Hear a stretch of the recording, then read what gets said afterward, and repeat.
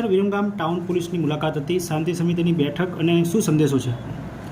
આજે અમે બહુ સારી રીતે જે વિરમગામ ટાઉનમાં એક શાંતિ સમિતિની મિટિંગ યોજાઈ છે.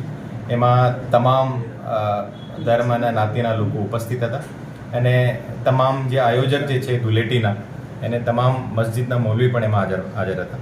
એમ તમામની તરફથી જે ખૂબ જે અમે ખાતરી મળી છે કે બધા ભેગા મળીને જે રમજાન અને હોળીનો તહેવાર મનાવશે.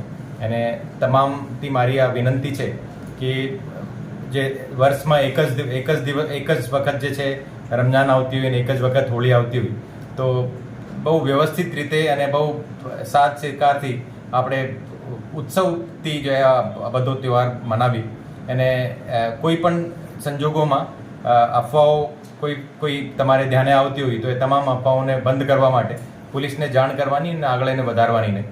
અને સોશિયલ મીડિયા ઉપર કોઈ પણ પ્રકારના એવું કોઈ મેસેજ ફરતા હોય તો એને કોઈ પણ સંજોગોમાં ફેલાવવાના નહીં. એને પહેલી પોલીસથી વેરીફાઈ કરવાના. और અમે પોલીસ કોઈ પણ અગર અફવા ફેલાવશે એને કોઈ પણ જે આ પ્રકારના જે ધાર્મિક વૈમનસ્ય ફેલાવતા સોશિયલ મીડિયા ઉપર વસ્તુઓ વાયરલ કરશે તો એને તમામને ઉપર અમે કડક પગલાં લઈશું. અને આપ સૌને ખૂબ ખૂબ જો હોળી અને રમજાનની ખૂબ ખૂબ શુભકામનાઓ. ધન્યવાદ.